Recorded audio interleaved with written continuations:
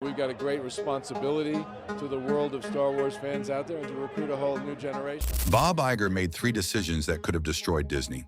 One cost $7.4 billion. One looked absurd at the time, and one brought him back into a company that was quietly unraveling. If even one of them failed, Disney would not look the same today. But the third one, that's the one that didn't come with applause. That's where leadership stops being glamorous. That's where it becomes real. And that's where most CEOs fall apart. To understand Bob Iger's influence, you have to understand what Disney had lost. By the early 2000s, Disney wasn't collapsing financially. It was drifting creatively. The animation studio that once defined generations was no longer leading culture. Pixar was. Toy Story, Finding Nemo, The Incredibles. Meanwhile, Disney Animation was struggling to recapture the magic that once defined it. On paper, Disney still looked strong. Theme parks, television networks, global distribution. But internally, something was eroding. And when creative companies lose identity, the numbers follow. In 2005, Bob Iger became CEO of the Walt Disney Company. At the time, Pixar had a distribution deal with Disney. But that deal was expiring. There's a picture on my desk of my shaking hands with Steve Jobs. And the relationship between Pixar and Disney leadership had deteriorated publicly. Steve Jobs, who had purchased Pixar from George Lucas in 1986 and built it into a powerhouse, was not shy about criticizing Disney's previous leadership. We paid over $7 billion for Pixar, but we had gone through a period of time where Disney Animation had been faltering. Jobs owned the majority of Pixar. He had personally funded it through its early struggles. By the mid-2000s, he wasn't interested in renewing a deal that left Disney with leverage. On paper, Disney had power. It controlled distribution. It controlled scale. Inside Disney's boardroom, there were voices suggesting they negotiate harder. Use the brand. Push for better terms. But here's what Iger saw. If Pixar walked away, Disney didn't just lose a partner, it lost its creative future. Leadership isn't just about leverage. It's about pattern recognition. Most executives protect control. Iger protected the relationship. In 2006, Disney acquired Pixar for $7.4 billion in an all-stock deal. At the time, that number looked enormous. Pixar had only released a handful of films. Some critics called it overpaying. Some board members questioned whether Disney was surrendering power. But Iger wasn't thinking about that year. He was thinking about the next decade. And the structure of the deal mattered. Because Steve Jobs didn't just sell Pixar and walk away. Since the deal was all stock, Jobs became Disney's largest individual shareholder.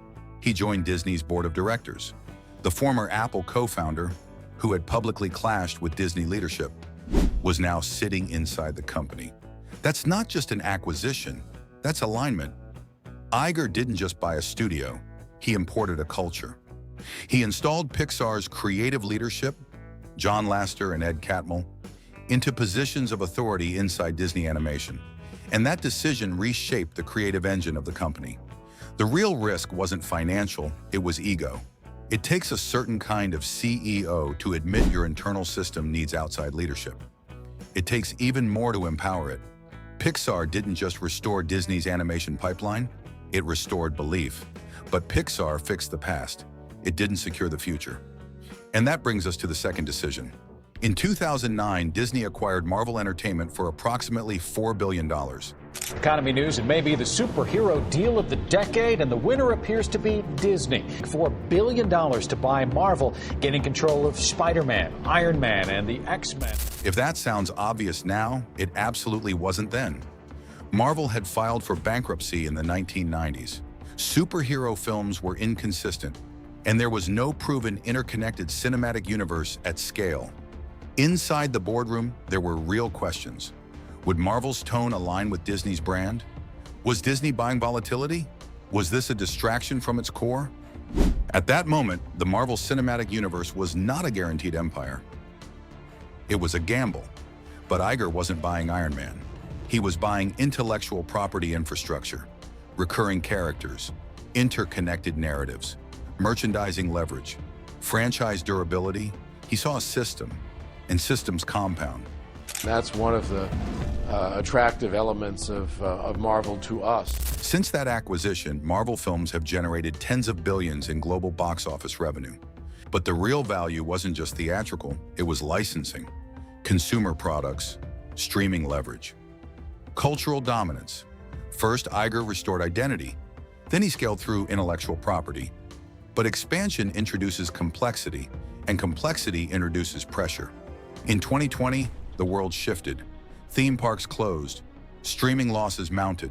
The stock faced volatility. Leadership transitioned. Bob Iger had stepped down. Bob Chapek became CEO. The environment became turbulent. Investor pressure increased. Public controversies intensified. And streaming economics proved more expensive than anticipated. And in November 2022, Bob Iger returned as CEO. Breaking overnight, a change in leadership at Disney, the parent company of ABC News. Bob Iger is returning as CEO. History isn't kind to returning leaders. The expectations are higher, the patience is shorter, and the second act rarely feels like the first. This time, there was no $7 billion headline, no bold expansion announcement, no applause. There were streaming losses, operational complexity, investor pressure. This wasn't about buying the future. It was about stabilizing the present. And the boldest move wasn't expansion, it was discipline. Because leadership isn't just about vision, it's about timing. Restore identity, scale through leverage, stabilize before expanding again.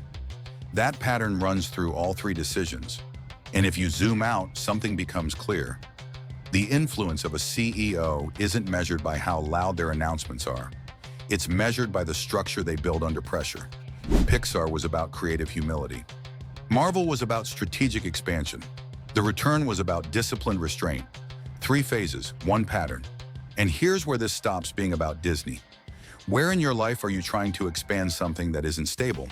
Where are you adding complexity instead of restoring clarity? Because most failures don't come from lack of opportunity. They come from mistimed expansion. Leadership isn't about constant growth. It's about sequencing growth correctly. And that's the part that rarely gets applause. Next week, we look at a decision inside McDonald's that nearly reshaped the entire fast food industry. Not because it failed, but because it worked too well.